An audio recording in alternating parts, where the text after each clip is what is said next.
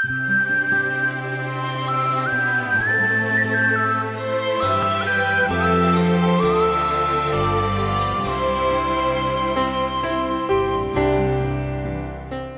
శ్రోతలు, మీ బైబిళ్ళు తెరవండి.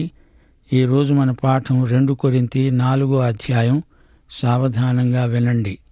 పౌలు కొరింథు సంఘానికి రాస్తూ అన్నాడు, ఈ పరిచర్య పొందినందున కరుణించబడిన వారమై అధైర్యపడము.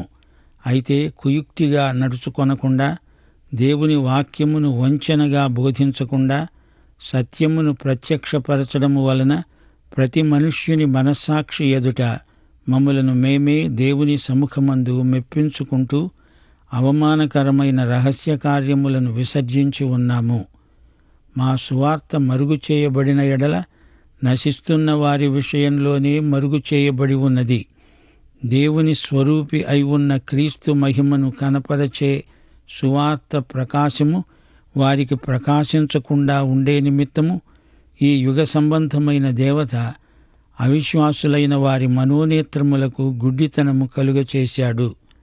అంధకారములో నుండి వెలుగు ప్రకాశించునుగాక అని పలికిన దేవుడే తన మహిమను గూర్చిన జ్ఞానము యేసుక్రీస్తునందు వెల్లడిపరచడానికి మా హృదయాలలో ప్రకాశించాడు.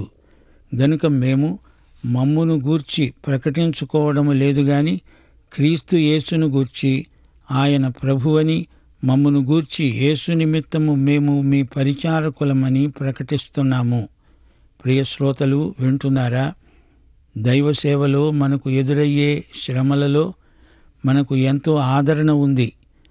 1 నుండి 4వ అధ్యాయం వరకు అంతా ఆదరణ సందేశమే. ఆదరణ శిఖరానికి తీసుకుపోతూ పౌలు మనల్ని 4 మెట్లు ఎక్కించాడు. 1వ అధ్యాయంలో మన జీవితంలో ఎదురయ్యే సంఘటనల్లో, సంఘర్షణల్లో ఆదరణ.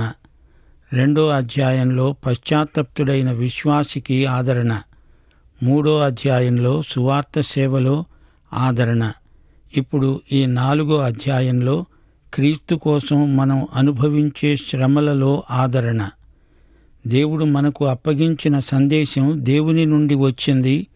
ఇది మానవుల ఆలోచనను బట్టి వచ్చింది కాదు. సువార్త ప్రణాళిక మానవాతీతమైన పరిమాణం కలది. దేవుడు తన మహాకృపచేతనే ఈ అద్భుత సువార్తను మనకు అప్పగించాడు. దానిని ప్రకటించమన్నాడు. దేవుడు కరుణాసంపన్నుడు. దేవుని కనికరము ఎన్నటికీ తరుగుబోనిది. మనలో ప్రతి ఒక్కరికి దేవుని కనికరము ఎంతైనా కావాలి. ఇది ఆయన కృప, కనికరము. గనుక మనము ఏమాత్రము నిరుత్సాహపడము. మనము దేవుని కృపయందు ఆనందిస్తాము. క్రైస్తవం దేవుని కృపాసువార్త. లోకంలోని మతాలకు క్రైస్తవానికి ఉన్న తేడా ఇది. లోకంలోని మతాలన్నీ నిన్నేదో చెయ్యమంటాయి గాని సువార్త అంటోంది అంతా ప్రభువే చేశాడు, నీవు రక్షణకు చేయవలసింది ఏదీ లేదు. ఇది నమ్మాలి. యేసుక్రీస్తునందు విశ్వాసముంచాలి. ఆయన దగ్గరికి రావాలంటే విశ్వాసమే ఏకైక మార్గం. విశ్వాసము లేకుండా ఆయనకు ఇష్టుడై ఉండడం అసాధ్యం. మతాలలో ప్రతి ఒక్కటి దేవుని దగ్గరికి తమ స్వంత మార్గాలను ఉపదేశిస్తాయి. యేసు యొక్క జీవిత చరిత్రను నీవు ఎరుగుదువు, అది చాలదు. యేసు మన పాపముల కోసమై చనిపోయాడు. యేసు మన కొరకై చేసిన శిలువ బలియాగాన్ని నమ్మాలి. మన వ్యక్తిగత జీవితాలకు అన్వయించుకోవాలి. అది రక్షణ. నీవు దేవుని కొరకు చేసింది కాదు, దేవుడు నీ కొరకు చేసింది రక్షణ కార్యం. పౌలు ఒకప్పుడు ధర్మశాస్త్రం కింద ఉన్నాడు. నేను హెబ్రీయుణ్ణి, పరిసయ్యుణ్ణి, ధర్మశాస్త్రమిచ్చే నీతిని నమ్మాను. ఈ విధంగా నా స్వంత రక్షణను సంపాదించుకుందామనుకున్నాను అని సాక్ష్యమిచ్చాడు. కాని ఆ తరువాత దమస్కు మార్గంలో యేసుక్రీస్తును కలుసుకున్నాడు. యేసును స్వకీయ రక్షకుడుగా, ప్రభువుగా అంగీకరించాడు.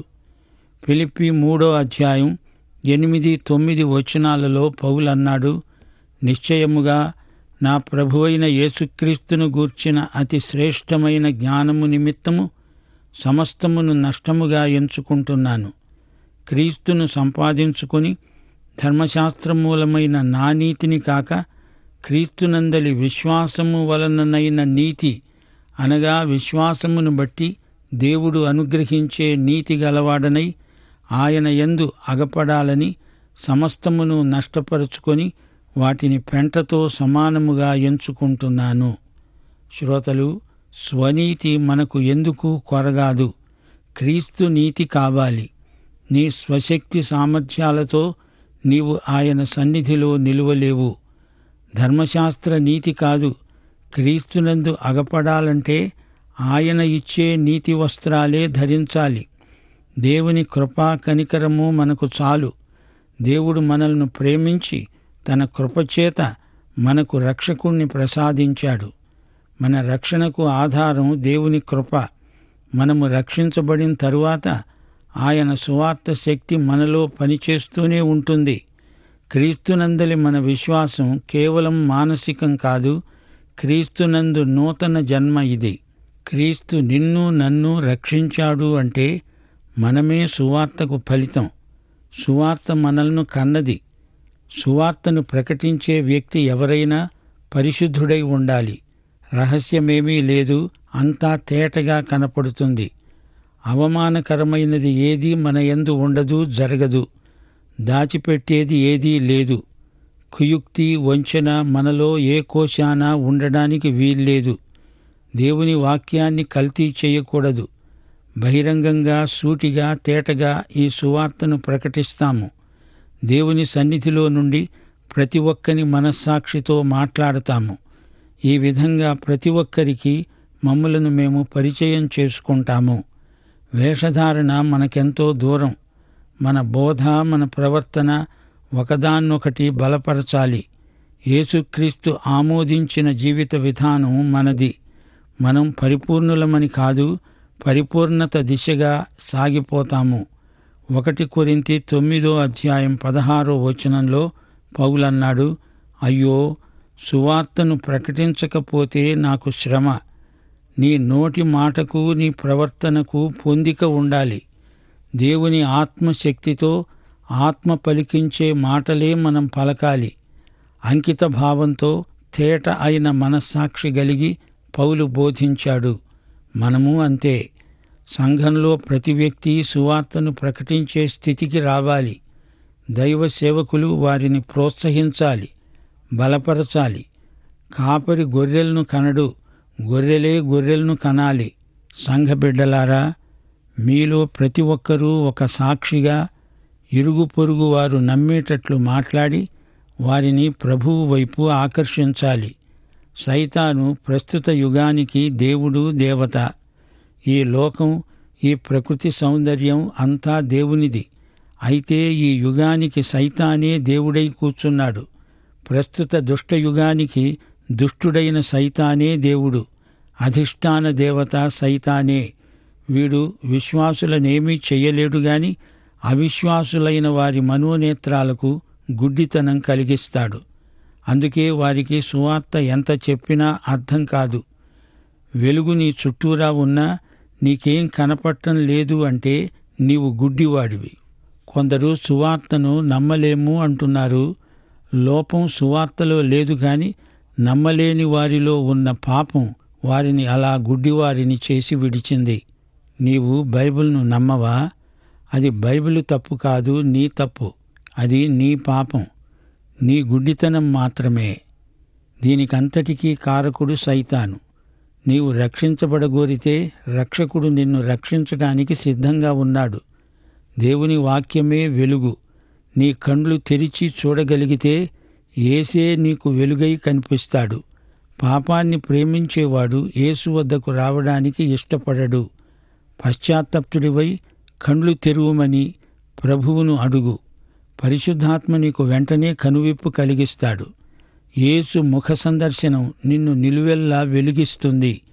దేవుని స్వరూపము గల క్రీస్తు ప్రకాశం వారిలోకి రావాలంటే వారికి కనువిప్పు కలగాలి. ఇది మహిమ సువార్త. ఎందుకనగా క్రీస్తు మహిమను అది బయలుపరుస్తుంది గనుక. మనము ప్రకటించేది ప్రభు అయిన యేసుక్రీస్తును. అయితే శత్రువు ఉన్నాడు. క్రీస్తు ప్రత్యక్షం వారు చూడకుండా వారి మనోనేత్రాలకు గుడ్డితనం కలిగిస్తాడు. సువార్త విషయంలో ప్రజలను గుడ్డివారిగా, కుంటివారిగా చేసేవాడు అపవాది, సైతాను. మానసిక అంధులు యేసును చూడలేరు. యేసుక్రీస్తు ప్రభువు. ఆయన సువార్తను ప్రకటించటమే ప్రజాసేవ. ప్రజలకు మనము సేవకులం. 7వ వచనం. అయినా ఆ వాక్యము మా మూలమైనది కాక దేవునిదై ఉండేటట్లు మంటి ఘటములలో ఈ ఐశ్వర్యము మాకు ఉన్నది. ఎటుపోయినా శ్రమపడుతున్నా ఇరికించబడేవారము కాము. అపాయములో ఉన్నా కేవలము ఉపాయము లేని వారము కాము. తరుమబడుతున్నా దిక్కులేని వారము కాము. పడద్రోయబడినా నశించే వారము కాము. యేసు యొక్క జీవము మా శరీరమందు ప్రత్యక్షపరచబడడానికి యేసు యొక్క మరణానుభవమును మా శరీరములందు ఎల్లప్పుడూ వహించుకొని పోతున్నాము. ఏలయనగా యేసు యొక్క జీవము కూడా మా మర్త్య శరీరమందు ప్రత్యక్షపరచబడినట్లు సజీవులమైన మేము ఎల్లప్పుడూ యేసు నిమిత్తము మరణమునకు అప్పగించబడుతున్నాము. కావున మాలో మరణము, మీలో జీవము కార్యసాధకమవుతున్నాయి. కృప ఎక్కువ మంది ద్వారా ప్రబలి దేవుని మహిమ నిమిత్తము కృతజ్ఞతాస్తుతులు విస్తరింపచేసేలాగున సమస్తము మీ కొరకే ఉన్నవి. శ్రోతలు వింటున్నారా? దేవుడు వెలుగును సృజించాడు. సృష్టిలో దేవుని ప్రథమ సృజన వెలుగు. సృష్టి ఎప్పుడు జరిగింది అంటూ పరిశోధనలు, తేదీలు నిర్ణయిస్తారు. అది అలా ఉంచండి. సృష్టికర్త దేవుడే అని విశ్వసించడం ముఖ్యం. కొందరు క్రీస్తు పూర్వం 4004 సంవత్సరంలో సృష్టి జరిగిందంటారు. మనం నమ్మేది తేదీలు కాదు, సృష్టికర్త అయిన దేవుణ్ణి, ఆయన కుమారుడైన యేసుక్రీస్తును నమ్ముతాము. నిత్యత్వానికి దేవుడు మన దేవుడు. ఆదికాండంలో ఆదిదేవుడు సృష్టికి ముందు నుంచే ఉన్నాడని చెప్పబడింది. దేవుని ఆత్మ అగాధ జలములపై అల్లాడుతున్నాడు. వెలుగు కలుగుగాక అన్నాడు దేవుడు. వెంటనే వెలుగు కలిగింది. అంధకారములో నుండి వెలుగు ప్రకాశించునుగాక అని ఆదికాండంలో పలికిన దేవుడే ఇప్పుడు మన హృదయములలో ప్రకాశిస్తున్నాడు. దేవుడు తన మహిమను గురించిన జ్ఞానమును ఈ విధంగా క్రీస్తునందు మనకు వెల్లడిపరిచాడు. అగాధ జలములపై అల్లాడిన ఆత్మ ఇప్పుడు మన హృదయంలో ఉండి సంచలనం కలిగిస్తున్నాడు.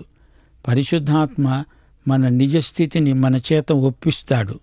పరిశుద్ధాత్మ ద్వారా మనకు నూతన జన్మ కలుగుతుంది. క్రీస్తు మహిమ సువార్త ప్రకాశం మనలో వెలుగుతుంది. దేవుని స్వరూపి అయిన క్రీస్తు సువార్త మహిమ ప్రకాశమిది. మనము ప్రభువు వైపు చూస్తున్నాము. ఆయన వైపు చూస్తే రక్షణ, ఆయన వైపే తేరి చూస్తూ ఉంటే శుద్ధీకరణ. మనమెంతో బలహీనమైన ఘటములమని ఆయనకు తెలుసు. కఠిన క్రమశిక్షణకు ఓపలేము.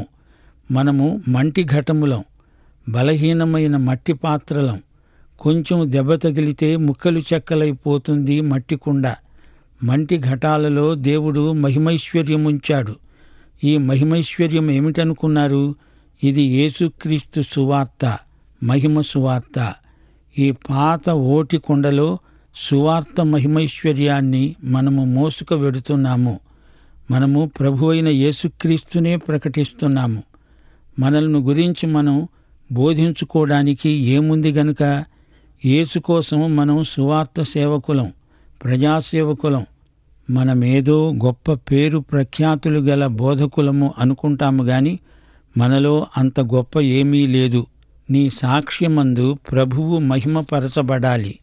నిన్ను నీవు ఘనపరుచుకుంటే అట్టి సాక్ష్యం వల్ల ఎవరికీ ఏమీ మేలు కలగదు. నీ గర్వం వృద్ధి అవుతుంది, అంతే. మట్టి కుండలు అన్నప్పుడు మనకు గిద్యోను జ్ఞాపకం వస్తాడు. న్యాయాధిపతులు 7వ అధ్యాయంలో గిద్యోను వృత్తాంతం ఉంది. గిద్యోను సైన్యం 300 మంది మాత్రమే. మిద్యానీయుల బారి నుండి తమ దేశాన్ని కాపాడే వీరులు 300 మంది మాత్రమే. ప్రతి సైనికుడి చేతిలో బూర, దివిటి, ఒక కొండలో దివిటి. ఇవి వీరి యుద్ధోపకరణములు. దూరం నుంచి చూచేవారికి వెలుగు కనిపించదు. మిద్యానీయుల మధ్యకు జొరబడి వెళ్ళి కుండలు బద్దలు కొట్టారు. మట్టి కుండ పగిలితేనే కాని వెలుగు బయటికి రాదు. ఈ మట్టి కుండలు పగలాలి. యేసు కోసం శ్రమపడటమంటే ఏమిటో పౌలుకు బాగా తెలుసు. ప్రసవ వేదన లేనిదే కాన్పు రాదు. మట్టి కుండ పగిలితేనే కాని అందులోని మహిమైశ్వర్యం బయటికి రాదు. మన పద్ధతిని దేవుని పద్ధతిని కలగలుపు చేయకూడదు. సువార్త సేవలో సులభ పద్ధతులు, దగ్గర దోవలు ఉండవు. ప్రభువును వెంబడించేవారు ఆయన అడుగుజాడల్లోనే నడవాలి. మరో మార్గం లేదు. కష్టాలెన్ని వచ్చినా దైవ సేవకులు నిరుత్సాహపడరు. దేవుని ఆత్మ పౌలుకు అన్ని పరిస్థితుల్లో బలం చేకూరుస్తున్నాడు. శత్రువులు తనను వెంటాడుతున్నారు. అయితే దేవుడు తన సేవకుణ్ణి విడువలేదు. ఫిలిప్పీ పత్రిక 1 అధ్యాయం 12-13 వచనాల్లో పౌలన్నాడు, నాకు సంభవించినవి సువార్త మరి ఎక్కువగా ప్రబలమవటానికే పరిణమించాయని మీరు తెలుసుకోవాలని కోరుతున్నాను. ఏలాగనగా నా బంధకములు క్రీస్తు నిమిత్తమే కలిగినవని ప్రేతోర్యమనే సేనలోని వారికందరికీ, తక్కిన వారికందరికీ స్పష్టమైంది. చెరసాలలో ఉన్నప్పుడు కూడా ప్రభువు తనలో ఉన్నాడని పౌలు సాక్ష్యమిచ్చాడు. శత్రువు తనను పడద్రోశాడే కాని తనను నాశనం చెయ్యలేకపోయాడు. నా పరుగు జయప్రదంగా నేను ముగించగలిగాను అంటున్నాడు పౌలు. పౌలు బలహీనుడే కాని తాను నమ్ముకున్న యేసు ప్రభువు బలవంతుడు. రోమా సామ్రాజ్యపు రథచక్రాల క్రింద ఎంత బలవంతుడైనా తుత్తునీలైపోవాల్సిందే. కాని యేసు ప్రభువుకు చెందిన పౌలును ఏమీ చెయ్యలేకపోయాయి. పౌలు ప్రకటించిన రాజ్య సువార్త రోమా సామ్రాజ్యాన్ని కూకటి వేళ్లతో పెళ్లగించి వేసింది. అది పౌలు విజయ రహస్యం. యేసు సువార్త సింహాసనాలను తల్లకిందులు చేసింది. మానవరీత్యా బలహీనుడైన పౌలును బలపరిచింది యేసు సువార్త. ప్రభువు అద్భుతాలు చేశాడు. అతి సాధారణ పద్ధతులు ప్రభువు వాడాడు. ఎలాగైనా యేసే విజేత. దేవుడు తన సేవకులను విడువడు, ఎడబాయడు. ప్రియ శ్రోతలు, వింటున్నారా? ఈ రోజుల్లో రాజీ మనస్తత్వం దేవుని బిడ్డలను ఆవేశిస్తోంది. వ్యక్తులకు ప్రాధాన్యమిస్తున్నారు. పేరు ప్రఖ్యాతులు, ధనసేకరణ మొదలైనవి ప్రజాకర్షణ విధానాలుగా చలామణిలో ఉన్న రోజులివి. అయితే సువార్త సేవ సైతానీయ శక్తులపై యుద్ధం. యేసును హింసించిన లోకం యేసు ప్రజలను ద్వేషిస్తుంది అని వేరే చెప్పనక్కర్లేదు. దేవుని శత్రువులే మన శత్రువులు. దేవుని బిడ్డలారా, భయపడకండి. నేను దినదినము చనిపోతున్నాను. వధ కొరకైన గొర్రెలుగా ఎంచబడుతున్నాము. మరణదండనకు విధించబడిన అపోస్తలులము. యేసుతో సంయుక్తమైన మనకు ఆయనకు జరిగిందంతా జరుగుతుంది అనడంలో ఆశ్చర్యమేమీ లేదు. 14వ వచనం నుండి విశ్వసించాను గనుక మాట్లాడాను అని రాయబడిన ప్రకారం అట్టి విశ్వాసముతో కూడిన ఆత్మగలవారమై ప్రభువైన యేసును లేపినవాడు యేసుతో మమ్ములను కూడా లేపి మీతో కూడా తన ఎదుట నిలువబెట్టుకుంటాడని మేము ఎరిగి విశ్వసిస్తున్నాము గనుక మాట్లాడుతున్నాము. కావున మేము అధైర్యపడము. మా బాహ్య పురుషుడు కృషిస్తున్నా ఆంతర్య పురుషుడు దినదినము నూతనపరచబడుతున్నాడు. మేము దృశ్యమైన వాటిని చూడక అదృశ్యమైన వాటినే నిదానించి చూస్తున్నాము గనుక క్షణమాత్రము ఉండే ఈ చులకని శ్రమ మా కొరకు అంతకంతకు ఎక్కువగా నిత్యమైన మహిమ భారమును కలుగచేస్తున్నాయి. ఎందుకనగా దృశ్యమైనవి అనిత్యములు, అదృశ్యమైనవి నిత్యములు. శ్రోతలు, వింటున్నారా? పౌలు మరణానికి భయపడలేదు. మరణము అంతం కాదు, సాక్ష్యమే కాదు, హతసాక్ష్యం కూడా గొప్ప సవాలు. సజీవుడైన క్రీస్తుతో సంయుక్తత పౌలుకు గొప్ప ధైర్యం. యేసును లేపిన పునరుత్థాన శక్తి మనది. బాహ్య పురుషుడు కృషించిన కొద్దీ అంతరంగ పురుషుడు బలపడుతున్నాడు. రాబోయే మహిమ భారంతో పోలిస్తే ఇప్పటి శ్రమలు, వీటి భారం మనం ఎంతో చులకనగా ఓర్చుకోగలం. అతి తేలిక. దేవుని దృష్టికి 1000 సంవత్సరాలు గతించిన నిన్నటి వలె ఉన్నాయి. అదృశ్యమైనవి నిత్యములు. మనం నిత్యత్వపు విలువల కోసం బ్రతుకుతున్నాము. మనం పునాదులు గల పరలోక పట్టణం కోసం ఎదురు చూస్తున్నాము. ప్రియశ్రోత, నీవు ఈ యేసుక్రీస్తును నీ స్వకీయ రక్షకుడుగా ఎరుగుదువా? అయితే ఈ పాఠం నీ కోసమే. ప్రభు అయిన యేసుక్రీస్తు వారి కృప, తండ్రి అయిన దేవుని ప్రేమ, పరిశుద్ధాత్మ యొక్క అన్యోన్య సహవాసము మనకందరికీ నిత్యత్వము పర్యంతము తోడై ఉండునుగాక. ఆమేన్.